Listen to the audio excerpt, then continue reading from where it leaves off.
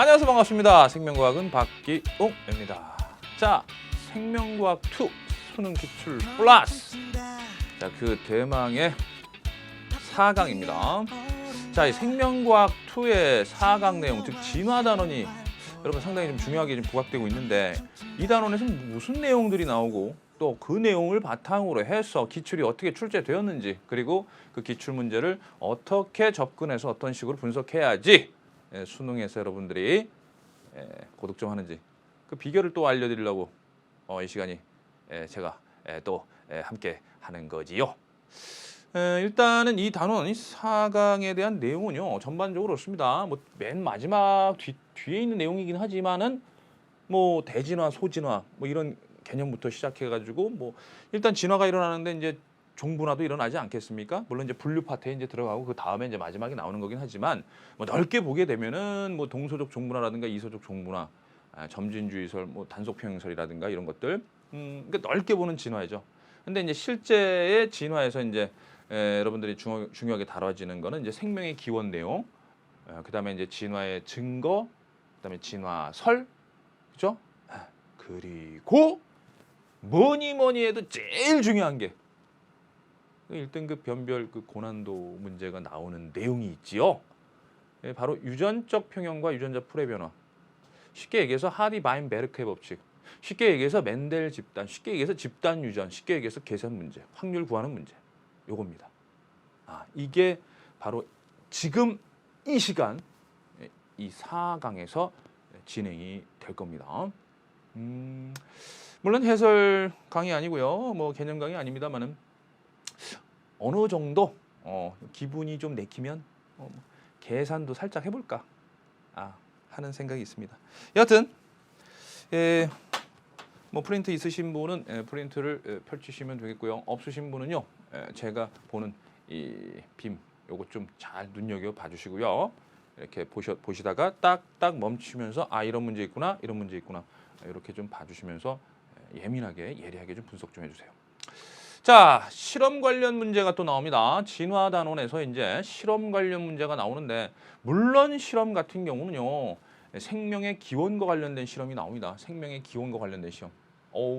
파슈테르, 스테르 형님의 실험이네요. 파슈테르 실험. 이거 굉장히 유명하죠.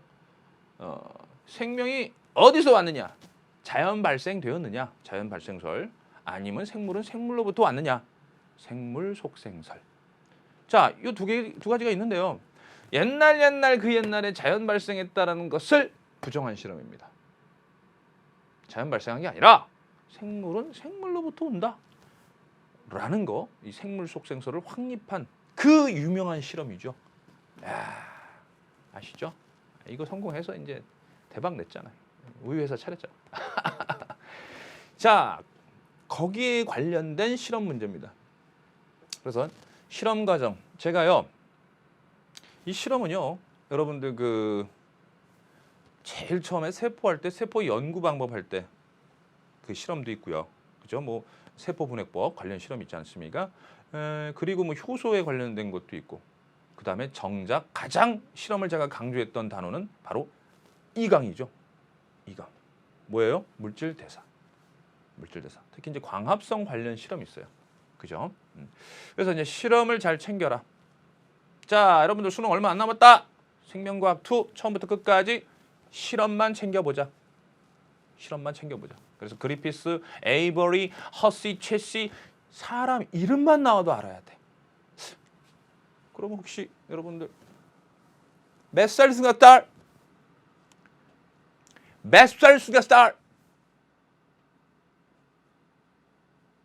이런 사람도 있어. 지금 이런 친구도 있어.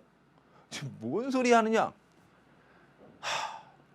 메스텔슨과 스타라면은 바로 뭐가 떠올라야 돼? DNA의 반보존 복제 있지 않습니까? 실험. 그죠? 15N과 14N을 가지고 실험한 거 있지 않습니까? 반보존적 복제. 뭐 요거 검증한 실험 아닙니까? 메스텔슨과 스타. 이런 식으로 바로 나와야 돼. 비둘과 데이톰. 자, 교과서에서 비들 앤드 테이텀. 자, 비들과 데이텀 뭐예요? 갑자기 뜬금없이 실험 물어보는지 실험을 정리하라는 뜻이고요. 바로 1유전자 1효소설입니다. 붉은 빵 곰팡이 가지고 한 1유전자 1효소설 이런 것들이 바로 나와야 돼요. 그러면 이 S자목 S자목 실험 생물 속생설 확립, 자연 발생설 부정, 파수 퇴로 실험입니다. 됐습니까? 그리고 이거 아주 또 유명한 실험 중에 하나입니다. 생명의 기원에 있어서 생물은 어디서부터 왔을까? 과연 처음부터 예? 무기물로부터 생명의 기원이 된대. 화학진화설에서 이제 무기물에서 이제 간단한 유기물이 만들어지는 실험을 한 거예요. 실험실에서 성공을 했어. 무에서 유를 만든 거야. 무기물에서 유기물. 바로 그것이 밀러의 실험입니다. 밀러의 실험. 뭐 여기다가 이 둥근 요거 둥근관 여기다가 네 종류 CH4 뭐예요? 채널 4번이에요? 메테인, NH3, 암모니아, H2O, 물, H2, 수소와 같은 요런 물질들을 넣어놨어. 요런 물질들을 넣고 이건 원시 대기 성분이라고 가정을 한 거야. 원시 대기 성분이다 이렇게 가정을 한 거고 이런 무기물을 이제 넣었을 때 유기물이 합성되느냐 이제 이거 묻는 거죠. 근데 사실상 여기서 이제 뭐 CH4는 무기물이에요, 유기물이에요. 여기서 이제 무기물들이다 이렇게 얘기했지만 CH4는 이제 엄밀하게 유기화학적으로 따져가지고 유기물이다라고 이제 분류하는 쪽이 좀 더 우세합니다. 탄소 화합물 아시죠? 탄소가 들어가서 수소랑 결합해가지고 어쩌고 저쩌고 그게 유기물의 정의예요. 대학 가시면 유기화학 배웁니다. 생명과학 쪽도 화학하고 뗄래야 뗄 수 없습니다. 아시죠? 자, 그런 것들은 차치하시고 만약에 여기 전부 다 무기물이다 이런 식으로 수준이 안 나오니까 알겠죠? 그러니까 대체로 이제 얘네들 숫자가 많으니까 이 무기물이 주가 되는 겁니다. 이렇게 이제 이해하시면서 받아들이세요. 또는 이렇게 생각하시면 되죠. 더 정확한 표현은 원시 대기 성분이다. 원시 대기 성분이라고 이제 가정한 겁니다. 그럼 환원성 기체다. 뭐 이렇게도 표현을 해요. 그래서 이런 것들 아시겠죠? 자, 이런 물질을 가지고 여기서 뭐가 합성된 거예요? 그렇죠. 저분자 유기물, 아미노산과 같은 저분자 유기물이 합성된 거야. 그죠? 이런 무기물이 주가 되는 재료 가지고 뭐 100% 무기물이다 이렇게 생각하시면 안 되고 무기물이 주가 되는 재료를 가지고 여기다가 그죠? 저분자 유기물. 여기서 말하는 저분자 유기물은요. 무슨 뭐 CH4라든가 뭐 이런 거 무슨 뭐 메테인, 에테인 뭐 이런 탄소화합물 이런 유기화합물 이런 걸 얘기하는 게 아니라 생명체를 구성하는 저분자 유기물을 얘기하는 거예요. 생명체를 구성하는 저분자 유기물. 그 대표적인 게 이제 아미노산 같은 거 아닙니까? 그죠? 우리 몸에 무슨 메테인, 에테인 뭐 이런 거 아니죠. 아미노산. 그죠? 뭐 단당류, 지방산 뭐 이런 거, 그다음에 누클레오타이드 이런 것들이 가장 기본적인 단위체로서 그것이 이제 축합중합돼서 고분자 형태로 우리 몸에 이제 존재하는 거 아니겠습니까? 자, 그러면 이 실험을 항상 실험이 나오면요, 여러분들 목적을 꼭 파악해 주시길 바랍니다. 무엇을 알아보기 위한 것이냐? 왜 이 실험을 했는가? 그리고 과정을 꼭 숙지하고 계셔야 돼요. 여러분들이 함께하는 거니까. 여러분들이 동참하고 있는 거예요 지금 이 실험. 밀러 아저씨 혼자 한 게 아닙니다. 여러분들 같이 가서 한 거라고 그랬죠. 그리고 반드시 챙겨야 될 거. 결론까지 여러분들이 챙기셔야 돼요. 실험을 했는데 목적도 모르고 실험한다든가 과정을 생략한다든가 아니면 결론도 모르게 되면 그것은 실험의 의미가 없죠. 요 세 가지를 꼭 챙겨라. 됐죠? 네. 뭐 이런 실험이야 뭐 간단한 단순한 실험입니다. 생명의 기원, 그죠? 무기물로부터 유기물, 간단한 저분자 유기물 합성되는 과정을 보여주기 위한 거고요. 실제로 그렇게 만들어졌습니다. 지웠죠? 교과서에 있는 내용 이렇게 이게 뭐고 이게 뭔데 지웠어요. 항상 익명성을 가지고 수능에 출제한다고 그랬습니다. 그래서 자료는 꼭 암기하고 있어라. 실험 결과도 암기하고 있어라. 됐죠? 자, 하나 더. 그래서 이 2015 수능 6번까지 나왔습니다.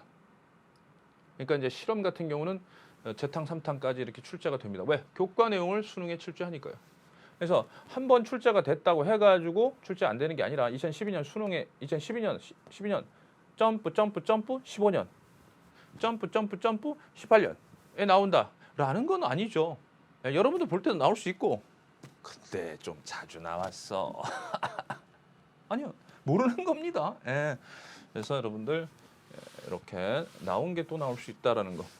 그러니까 이제 12년 제대로 공부했어. 기출을 가지고 공부를 했어. 아, 12년에서 야, 이게 밀러의 실험이 나왔어? 그럼 기출이 나왔기 때문에 안 나와? 아니지. 기출이 나왔으니까 중요하다 생각하시고 기출을 완전히 분석하고 익혀놨다. 라고 치면 15년에 이거 어때? 이 U자관 여기. 뭐가 발견돼? 핵산?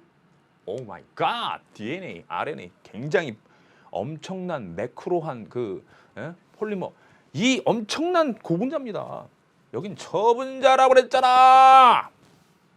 하긴 핵산이 지금 고분자인지 저분자인지도 모르는 친구들이 있는데 그러지 마세요. 단백질 핵산 그러면 고분자인 거예요.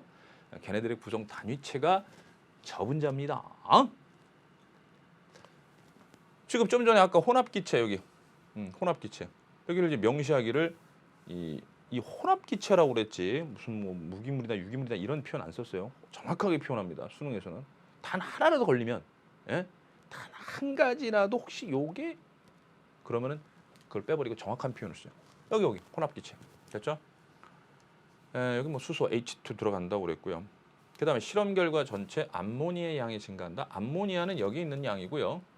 반응 물질이 되는 겁니다. 쉽게 얘기해서 반응 물질이 되고 이 반응에서의 생성 물질은 대표적으로 아미노산이 되는 거예요. 그래서 암모니아는 감소하고 아미노산이 증가하는 거죠. 그죠? 암모니아 감소하고 아미노산이 증가하는 거죠. 네, 좋습니다. 그래서 기출을 토대로 했더니요. 아이고 뭐 수능이 그냥 쉽게 풀려요. 네. 좋습니다. 그 다음에 이제 이 생명, 이 진화 단원에서 이제 진화의 증거 관련된 문제도 출제가 됐죠. 그러니까 최근에 진화 단원이 뜨고 있습니다. 그러니까 비중이요. 이렇게 생각하세요. 개정되기 전에 생물2에서는 그렇게 큰 비중이 아니었는데 그나마 그때는 이제 멘델 집단 유전에 관련된 이제 확률 문제가 그게 이제 1등급 변별 문제로 나오고 했는데 몇 문제 안 나오는 데서 개정돼서 생명과학 2가 되면서 그러니까 한마디로 최근에 recently하게 이 단원이 부각되고 있어요.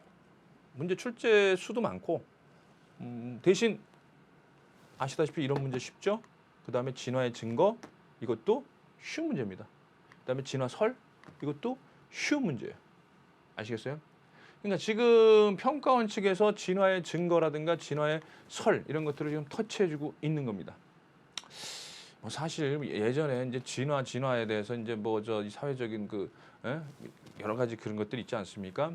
그래서 이제 여기서 이제 출제하는 것에 대해서 상당히 좀 약간의 그런 게 있었는데 지금은 이제 어쨌든 교과서적인 학문적인 그런 부분에 대한 출제이기 때문에 이렇게 평가원 측에서도 진화의 증거로 이용되는 예다라고 주어졌고요. 그 다음에 진화설도 이런 설이 있다라는 거죠. 지금 전부 다 합의돼가지고 이거다! 이게 아니라 진화설이 이런 게 있다라는 겁니다. 한번 볼까요? 가의 가설에서 개체가 획득한 형제는 자손에게 유전된다. 요거 잘 좀 보세요. 요거 잘 보세요. 가가 뭐야? 목이 원래 짧았어. 기린이 원래 처음부터 목이 긴 게 아니었어. 목이 짧았어. 근데 이제 여기 있는 풀들 다 먹었어. 다 먹었는데 이제 높은 데에만 있는 거야, 풀이. 바라만 보고 있으면 굶어 죽습니다. 자, 이러면서 이제 목을 늘리기 시작한 거야. 근데 얘는 목 안 늘렸어. 아, 얘도 늘렸나? 어쨌든 얘는 부모님의 도움으로 맨날 목 늘리는 거야. 일로 와! 그러면서 이렇게 잡아 당겨. 물.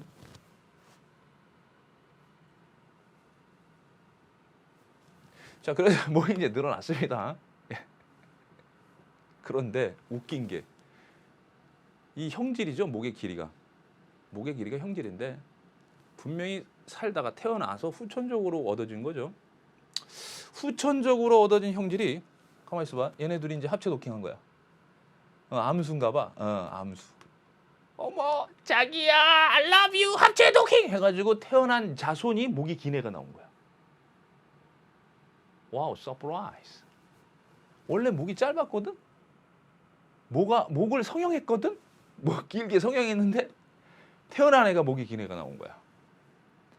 그러니까 일종의 그 플라스틱 서저리도 일종의 후천적 형질입니다. 그죠? 네. 그 여튼 어때요? 우리가 알고 있는 과학적인 지식으로는 후천적으로 얻어진 그 획득된 그 형질이죠, 이거. 그죠? 개체가 획득한 형질, 이걸 후천적으로 얻어진 형질이라고 그래요. 자손에게 유전됩니까? 안 됩니까? 자자자자 빨리. 우리가 알고 있는 상식으로는 안 되죠. 맞잖아요. 쉽게 얘기해가지고 이제 뭐 사고로 여기 좀 손이 이렇게 잘렸다 그러는데 자손에게 손이 없는 그런 자손이 나오는 게 아니지 않습니까? 그죠? 그런데 요 가설 있죠? 요 가설. 이런 것도 지우고 공부하셔야 돼. 예? 이런 것도 지우고 공부하셔야 되는 겁니다. 딱 보시고 야 이게 배운 게 이게 누구의 가설이냐. 사람 이름 중요하구나. 유명하니까. 다 이겨. 다윈. 다윈은 굉장히 유명하니까 이거 자연선택설. 그죠? 요게 이제 용불용설이에요. 라마르크의 용불용설. 쓰면 발달하고 안 쓰면 퇴화한다. 용불용설. 그래서 라마르크는 후천적으로 얻어진 획득 형질이 유전된다고 본 겁니다. 이게 바로 지금에서 오류라고 받아들여지는 부분이에요. 그럼 이 기억 보기를 잘 봐봐. 가설에서예요. 가설에서. 즉 라마르크의 용불용설에서 개체가 획득한 형질은 자손에게 간다라고 제가 강의를 했죠. 유전된다라는 거죠. 그러니까 학생들은 이거 유전 안 되는데 하고 찍 근 거야. 유전 안 되는데 찍 근 거야. 근데 분명히 알아둬야 될 건 진화설입니다. 설이에요. 이 사람이 말하는 거, 이 사람의 가설을 가지고 얘기한 거예요. 이 사람은 said that 그 당시에 이렇게 얘기한 거야. 그게 보기에 나온 겁니다. 그러면 여러분들이 이제 기출을 가지고 공부를 하는 데 있어서 수능은 말이에요. 수능은 여러분들이 생각하는 그런 단순한 표현이나 단순한 문장으로 문제를 만드는 게 아닙니다. 물론 그런 게 있죠. 기억, A는 뭐다, 니은, 다는 뭐다, 뭐 이런 식으로 단순하게 나오지만 실제로 어떠한 현상이나 어떤 내용, 이론에 대해서 개념을 적용시키는 문제를 낼 때는 이와 같이 수능적인 언어, 수능적인 표현을 씁니다. 아시겠어요? 그래서 뭐 여러분들 어차피 뭐 속지 않는 분들이 대부분이겠지만 속은 분이 있어가지고 제가 요거에 대해서 좀 얘기를 했어요. 자 여기서 하나의 팁 뭐다? 수능적 언어, 수능적 표현은요 여러분들을 함정에 빠뜨릴 수 있다. 즉 기존에 여러분들이 생각하고 공부했던 것들을 이렇게 문제화 만드는 데 있어서 내신은 그대로 옮겨서 낸다라고 봤을 때 예를 들면 이제 문제를 비교해 볼게요. 수능이라는 건 이 수능적인 그런 표현이 있습니다. 문제를 해석하고 분석해 나가는 데 있어서 그런 표현이 있어요. 그걸 여러분들이 훈련하고 또 그런 마인드, 그런 표현으로 채워나갈 수 있는 그 거의 유일한 방법이 기출문제 풀이입니다. 이제 왜 이렇게 기출문제가 중요한지 또 하나 아셨죠? 수능은 표현 방법이 달라요. 개념 그대로 딱 수능에 내면 게 아니라 다양한 형식으로, 그 다음 다양한 문장으로 약간씩 여러분들 자칫 잘못 읽으면 틀릴 수 있게끔 그렇게 낸다 이게요. 그러니까 기출을 많이 풀어본 친구들은 이런 문제 딱 접하면 하고 이제 한번 좀 비웃어주면서 날 속이려고 그래. 안 속아. 이렇게 맞춰 나갈 수 있는 겁니다. 자, 뭐 사소한 문제죠. 이거 뭐 크게 어려운 문제는 아닌데 그걸로 제가 여러분들한테 하나 팁을 드렸고요. 이제 다시 한번 이제 말씀드립니다. 진화 단원에서 이제 진화의 증거 있죠. 진화 증거에 관련된 내용 무엇이 있고 됐죠? 거기에 대한 예가 뭔지 알아둬야 됩니다. 자, 이 예가 뭔지 찾을 수가 있어야 됩니다. 자, 다음번에 나온다면 이렇게 나올까요? 아니죠. 이와 같은 예와 유사한 예를 찾는다든가 아니면 그림이라든가 형식이 좀 달라지겠죠. 근데 본질은 불변이에요. 알았습니까? 예. 그 다음에 진화 증거, 진화설 있죠. 이 진화설도 무슨 설이 있는데 거기는 내용은 이래. 그 가설에 대한 내용은 이런데 현재는 이거는 이게 안 받아들여지고 있고 요거는 뭐가 안 받아들여지고 있고 뭐 이런 것들을 잘 정리해 놔야 되는 거예요. 공부하는 방법 아시겠죠? 다음 문제인데 그랬더니 바로 여기 보세요. 예? 이런 거. 아니 풀리잖아요. 보세요. 제가 기억 내용 얘기했죠? 기억. 맞아요, 안 맞아요? 그다음에 다윈의 가설에 대해서 요것도 뭐가 문제점이고 옳은지. 그죠?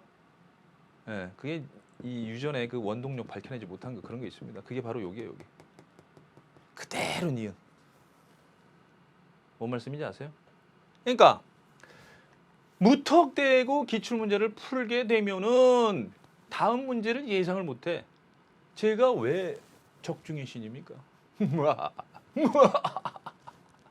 근엄하게 웃어야 돼. 이유는 제가 좀 전에 얘기했던 그런 방법들대로 한 문제 한 문제를 분석하는 겁니다. 그걸 엄청나게 오랜 시간을 해왔는데 그걸 짧은 시간에 여러분들한테 가르쳐 드리는 거니까 뭐 여러분들이 짧은 시간 안에 그걸 받아들여 가지고 하신다면은 저만큼 이제 앞으로의 문제를 예측해낼 수 있겠죠. 자, 이거 기억 니은이 보세요. 지금 2015 수능은 벌벌벌 떨어야 되는 최고의 난이도? 최악의 난이도? 하여간 최고의 난이도인 2015 수능에서 이거 딱 보시면 나오잖아요. 3점 따고 들어가는 거야 이거. 보세요. 예? 다윈 이 아저씨 자연, 예? 자연선택 라마르크 아저씨 용불용설, 예? 순서대로 교과서에 실려 있어 순서대로 강의를 합니다. 저도 그렇게 가르쳐 드렸고요. 아시겠어요? 그리고 나서 디귿이 가장 요거죠. 그죠? 예. 요건 뒤죽박죽 해놓은 거예요. 그러니까 역시 가나다가 뭔지 찾아라. 가장 기본적인 기출의 패턴이에요. 가나다가 뭔지 찾고 그다음 교과서적인 순서를 찾아야 됩니다. 따라서 여러분들은 최종적으로 수능을 앞에 남겨놨을 때는 전체적인 생명과학 툴을 쭉 읽으면서 대단원적인 제목 있죠. 예? 대제목, 소제목 해가지고 이렇게 쭉 한번 보는 게 최고의 효과입니다. 수능 직전에 해야 될 일이에요. 그러면 요거 순서대로 나온 거예요. 항상 시간적인 순서로 이제 나오게 되니까. 그죠? 그리고 요것들 기출을 통해서 확인했고 요거는 개념을 통해서 우리가 배운 것들이에요. 너무 쉽지 않습니까? 3점인 이유는 이거를 여기다 뭐 이런 거죠. 야, 그러니까 지금까지 했던 기출을 보게 되면 수능이 보인다. 제가 주장하는 내용이에요. 제가 주장하는 내용입니다. 그리고 정말 최고 난도의 1등급 변별을 자랑하는 바로 확률 계산하는 하디-바인-베르크의 법칙을 이용하는 집단 유전. 이거 바짝 긴장하시죠, 여러분들. 그죠? 그래서 이제 기출로 충분합니까? 다양한 문제 지금 막 풀어봐야 되는 거 아닙니까? 충분합니다. 기출로도 충분합니다. 어떻게 공부하느냐에 따라 달라지죠. 예. 비슷한 성적을 갖고 있는 녀석이 똑같이 기출을 공부하는데 한 친구는 제가 가르쳐준 방법으로 한 친구는 그냥 무턱대고 차이 납니다. 확실하게 차이 납니다. 자, 2012년 9월부터 한번 볼까요? 그 전에도 있지만은 2012년부터 한번 따져볼게요. 형식이나 형태는 상당히 일정한 패턴이 있었습니다. 그죠? 유전자가 있으면은 그 유전자에 대한, 그죠? 예를 들면 A 유전자 빈도 P, A 대시 유전자 빈도 Q. 이런 식으로 해서 한 쌍의 대립 유전자가 관여하는 각종 형질 있죠? 그것을 이제 문제를 내는데 거기에 빈도를 먼저 구해줘야 되는 거예요. 이 빈도를 구해줄 때 보통 잘 보세요.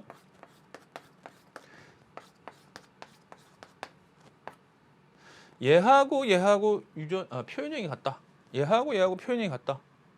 그러면 누가 우성인 거죠? 그렇죠. 얘가 우성인 거죠. 얘가. A하고 A 다시가 있을 때 A가 표현됐다. 라고 하면 얘네들이 A로 표현되는 거예요.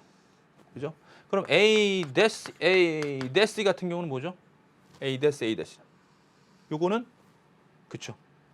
A 다시 표현형이죠. 뭐 예를 들어서 A가 눈이 크다. A 다시 눈이 작다. 이렇게 된다면 얘는 눈이 크고 눈이 작다. 이렇게 되는 거죠. 그러면 개체군들 중에서 유전자형을 찾을 때 바로 요 녀석을 이용하는 겁니다. 유전자형의 빈도. 지금 뭔 얘기냐면 A 같은 경우는 이제 빈도가 P의 제곱이 나옵니다. 그 개체군에서 그 집단에서 A-는 2PQ가 나오게 돼요. A-A는 Q의 제곱이 나오게 되죠. Q의 제곱. 그러면 만약에 그 집단에서 눈이 크다라고 이제 제시를 하게 되면 얘도 눈이 큰 거고 얘도 눈이 큰 겁니다. 그러니까 둘의 합이 눈이 크게 된 거예요. 하지만 눈이 작다라는 사람이 주어지게 되면 요것만 눈이 작게 되는 거예요. 요것만. 그래서 문제의 패턴은 이걸 주어져 왔어요. 이거. 제시할 때. 자, 이번에는 A dash 빈도 P Q. 자, 이번에는 요게 눈이 크다. 눈 큰, 눈 작은. 이건 B dash.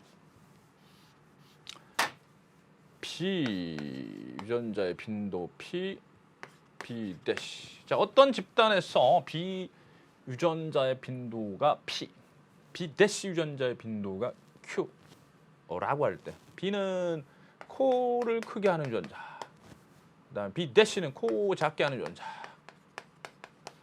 유전자라고 했을 때 B는 뭐야? 코코.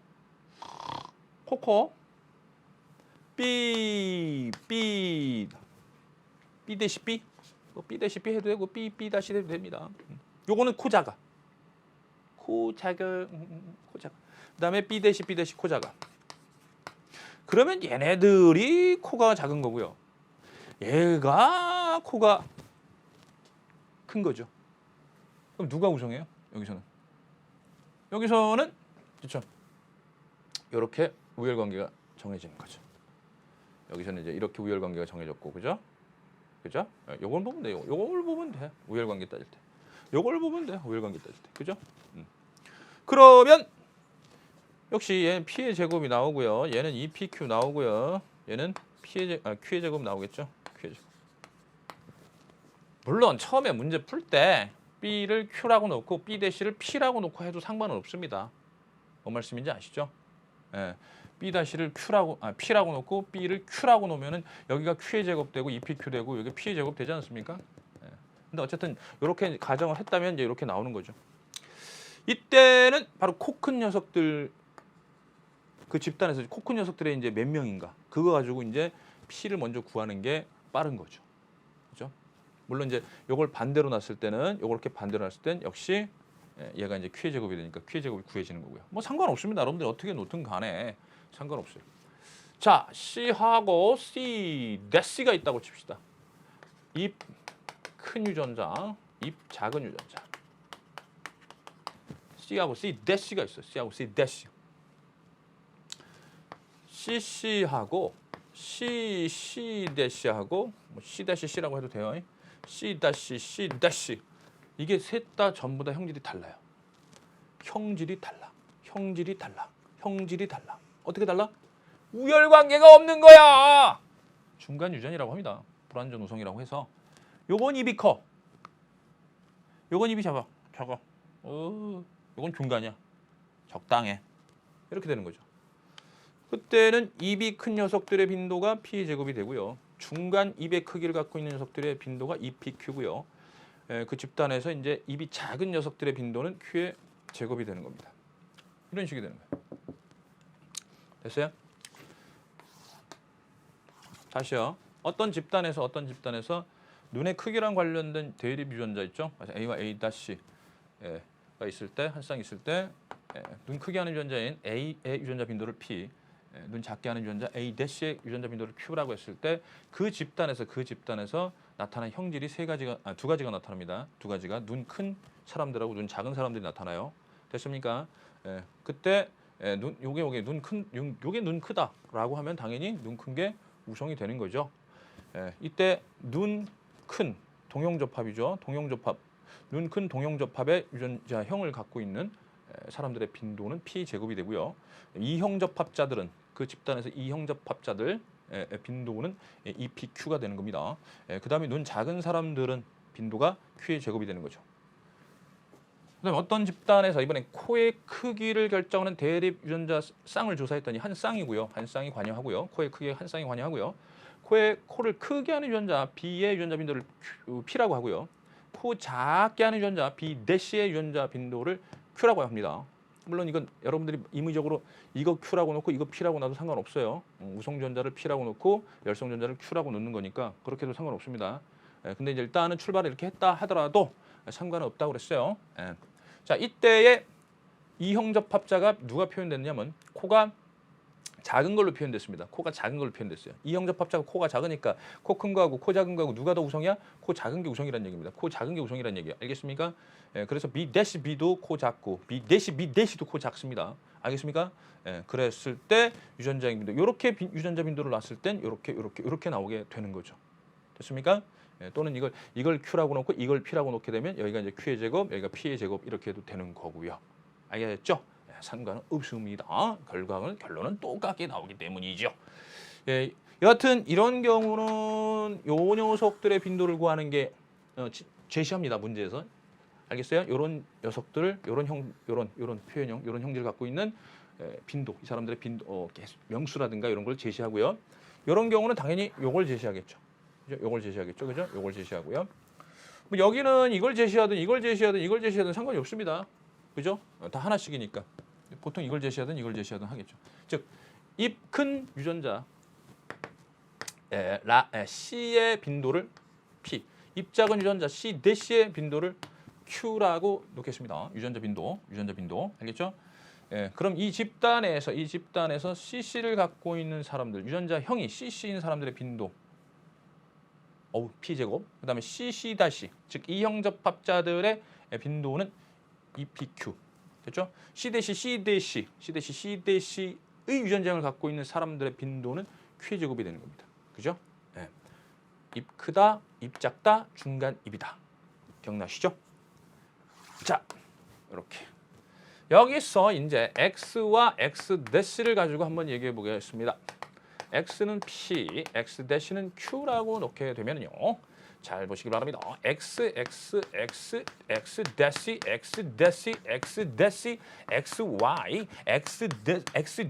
Y 유전자형이 5가지가 나오게 되는군요. 5가지가 나오게 되는데 이렇게 유전자형 갖고 있는, 물론 이제 여기에 있는 유전자 이렇게 있습니다. 유전자인데 그냥 편의상 이걸 유전자형이라고 나타낸 겁니다. 아시겠죠? 여기에 이제 뭐 다른 여기 안에 있는 유전자를 나타내야 되지만 편의상 X를 유전자라고 하고 X-를 또 다른 유전자라고 합시다. 알겠죠? 특정 형질에 대해서 뭐 예를 들면 뭐 정상, 생명 이런 거 있지 않습니까? 그럴 때 정상 여자인 그 동형접합자죠. 정상 여자의 유전자 형의 이 빈도는 P죠. 그 다음에 보인자죠. 보인자. 여기까지가 그럼 보인자니까 EPQ인데 이게 바로 뭐예요? 그렇죠. 생명이 아니라 정상이 되는 거죠. 정상 여자의 빈도가 바로 정상 여자의 빈도가 P제곱 플러스 EPQ가 되는 겁니다. P제곱 플러스 EPQ. 그 다음에 요거 생명인 여자의 빈도는 Q의 제곱이 되는 거죠. 생명인 여자의 빈도는 Q의 제곱이 되는 겁니다. 그죠? 하나만 나오네요. 요거. 그 다음에 남자 XY 정상 남자의 빈도는 P. 그 다음에 생명 남자의 빈도는 Q. 됐습니까? 네. 그래서 정상 남자 P, 딸랑 P, 정상 남자 빈도, 정상 남자 빈도, 생명 아닌 정상 남자 빈도 P, 생명, 정록 생명 남자 빈도 Q. 됐습니까? 이렇게 되는 거죠. 그럼 문제에서 보통 주어질 때 어떻게 주어지느냐? 요걸 주어지는지 남자 주어지면 굉장히 쉽습니다. 남자 주어지면 그냥 바로 P나 Q 값이 바로 나오거든요. 근데 그러니까 너무 심심하니까 이 여자를 주어지는데요. 여자의 요걸 주어집니다, 보통. 여자 생명은 몇 명이다. 전체 몇 명 중에 남녀 비율이 같고 여자 생명은 몇 명이다. 그러면 이 Q의 제곱을 얼마 몇 분의 몇 놓고 그다음에 Q 값을 구한 다음에 P 값을 구하는 요런 거 아니겠습니까? 예? 자, 같은 겁니다만은 자, 정상 유전자를 P라고 놓고요. 유전병 유전자를 Q라고 한번 놔 볼게요. XX 정상 여자고요. X 유전병 여자입니다. X 유전병 여자입니다. 요게 같아요. 유전병으로. 그죠? XY 정상 남자고 XY 유전병 남자입니다. 자, 어차피 그러면은요. 정상 남자의 빈도는 P고요. 유전병 남자의 빈도는 Q가 나오고요. 정상 여자의 빈도는 P 제곱이 나옵니다. 이렇게 딸랑 하나 나와요.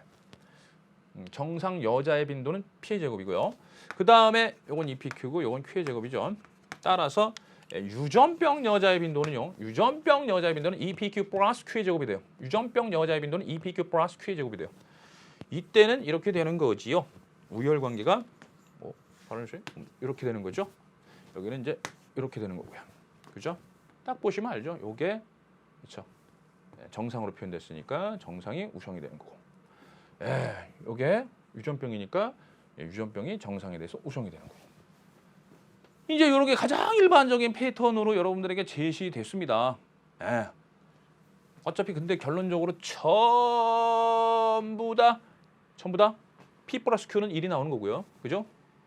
이게 이제 기본적인 개념이면서 그 기본적인 개념을 이렇게 이런 식으로 해서 문제를 출제를 하는 거예요. 여기 보시면 2012년 9월 17번에 말라리아 저항성의 관련 유전자 대립연자 H 한 쌍을 줬고요.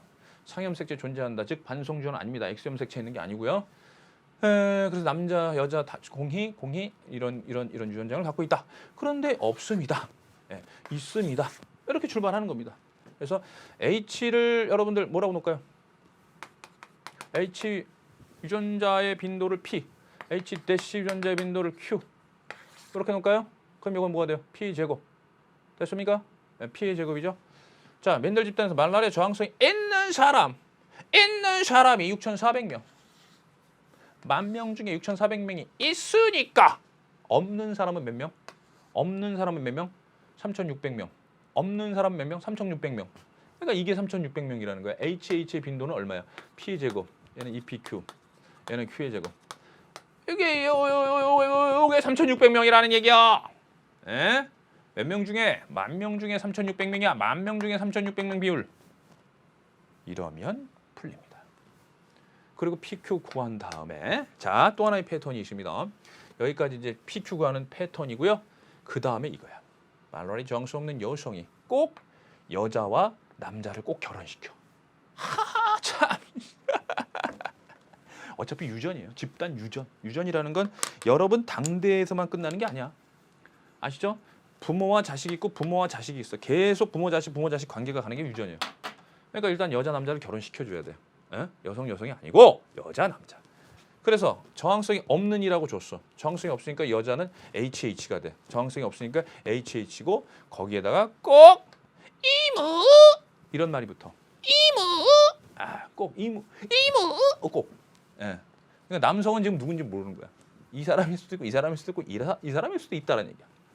그렇게 결혼해서 아이를 낳을 때 그 아이가 말라리아 저항성을 가질 확률 이런 유전장이 태어날 확률을 구해라. 이게 가장 기본적인 이 단원에서의 이 멘델 집단 유전 문제 패턴입니다.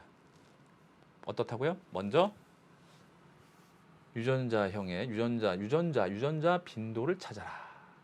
됐습니까? 유전자 빈도를 찾고요. 그리고 그 유전자 빈도를 가지고 뭐 하냐면요. 그쵸. 이 집단 유전. 그러니까 멘델 집단이니까 대를 거듭해도 유전자 빈도에 변화가 없을 거 아니에요? 그런 게 이제 유전적 평행이라고 하는데요. 그 하디 바인 베르크의 법칙을 이용하는 거죠. 그래서 이제 결혼을 시켜가지고 자손에게 자손에게 어떤 형질을 갖고 있는 또는 어떤 유전자를 갖고 있는 어떤 그 확률을 구하는 겁니다. 그게 가장 대표적인 패턴이에요. 그러니까 다른 문제에서도 보면 빈도 구하죠. 보세요. 빈도 구하고 확률 문제는 묻습니다. 빈도, 확률. 어려웠어요. 다 어려워요. 3점짜리 이거 다 어려운 거예요. 수능에서 어우 18번이네 이거. 어려워요. 예. 그러니까 이 숫자 외치면서 푸는 거야. 아유, 어려워요. 예. 여기도 확률. 예. 확률. 2013 9월. 예? 확률. 수능 20번. 확률. 확률. 2014 9월 19번. 확률.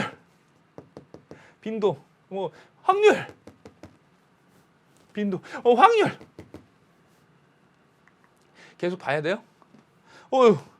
요거 개체수 이제 좀 약간의 형식을 좀 달리하긴 했는데 결국은 빈도 알아야 되고 확률. 그다음에 확률. 2015년 9월 20번. 확률. 가장 최근에 가장 핫한 문제. 어디 갔어? 확률. 예.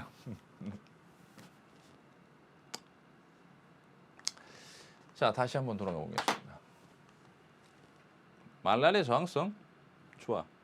가장 전형적인 패턴입니다. 이 문제가 가장 티피컬한 이 연습, 이 문제 연습할 수 있는 가장 티피컬한 문제입니다. 그래서 이런 교배를 많이 해보셔야 돼요. 이모 여자와 이모 남자랑 교배도 시켜보시고 어떤 형제를 갖고 있는 여자랑 이모 남자랑 결혼도 시켜보시고 다양한 교배를 시켜보시면 돼요. 그 연습을 해주시면 되는 거예요. 기출 풀고 땡치면 안 되고요. 그죠? 그래서 저 같은 경우는 이제 이런 문제를 접해서 다양한 교배를 시켰을 때 그 확률이 어떻게 나오는지를 이 한 문제 가지고 계속 연습을 시키죠. 그걸 여러분들도 스스로 할 수 있어요. 자, 이거는요. 2012 수능의 18번인데요. 요거는 보시면 알겠지만요. 자, 한 쌍 뭐에 관련된 나온 겁니까?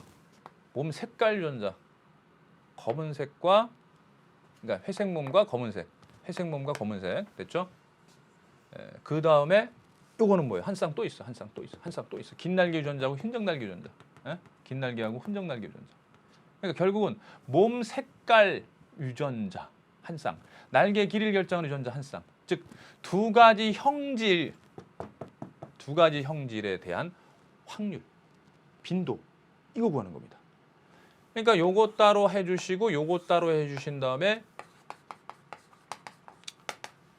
유전의 기본적인 그 개념들이 있어요. 동류 법칙. 그래서 곱해 주시면 되는 거예요. 그래서 하나 좀 팁을 드린다면요.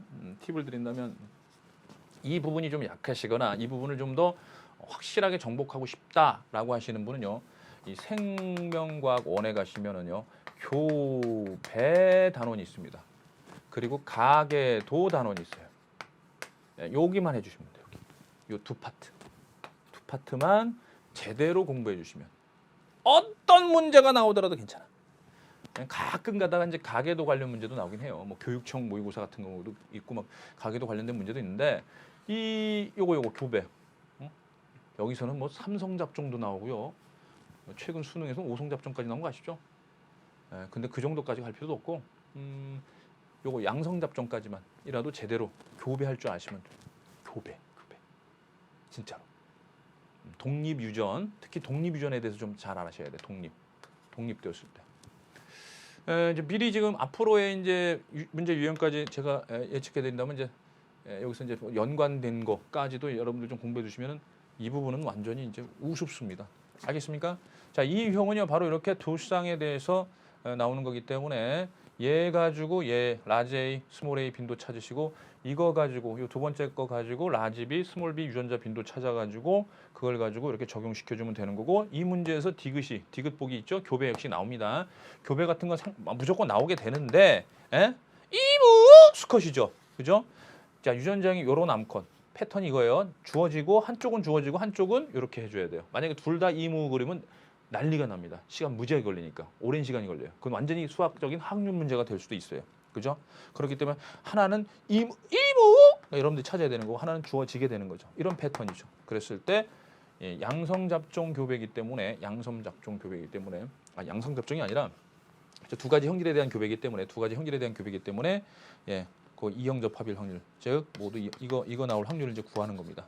얘 따로 해주시고 나올 확률, 그다음에 얘 따로 나올 확률 구하신 다음에 곱해 주시면 돼요. 알겠죠?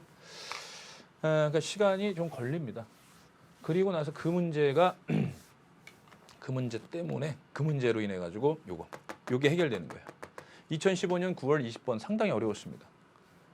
아시겠어요? 2015년 9월 20번입니다. 아까하고 지금 보세요. 지금 방금 한 거하고 느낌 어떻습니까? 긴 날개 수컷 이렇게 노란 몸 암컷 이렇게 해가지고 역시 그쵸?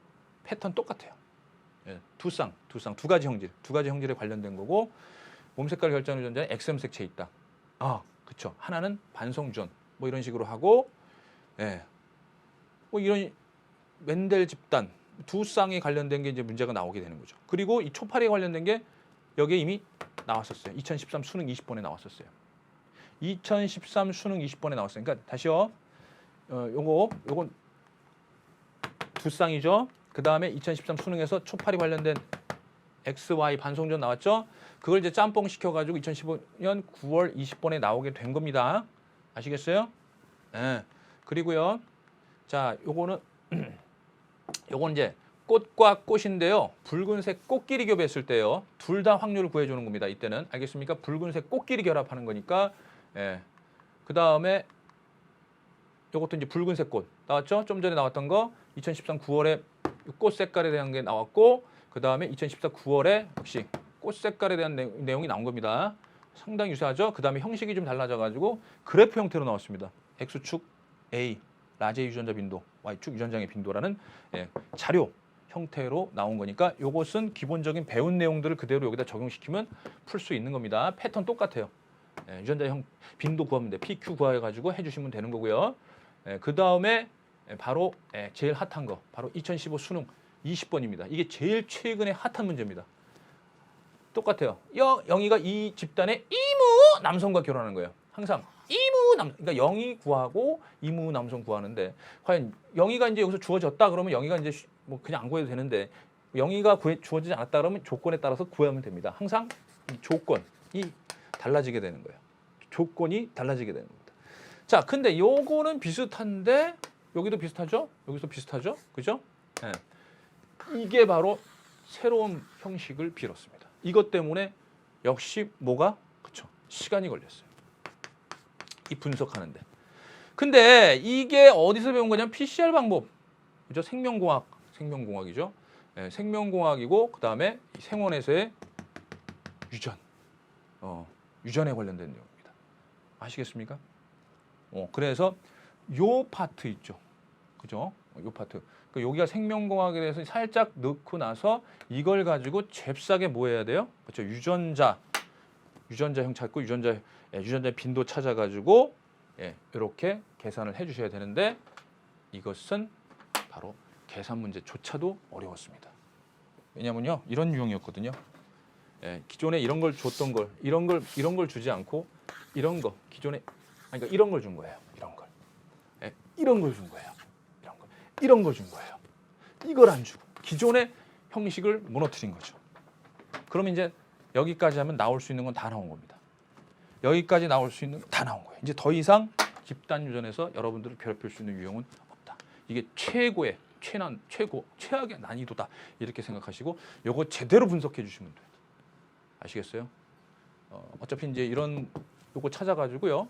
기출문제, 해설 강의 이런 것들 참고하셔서 도움 받으시면 아주 여러분들에게 도움이 많이 됩니다.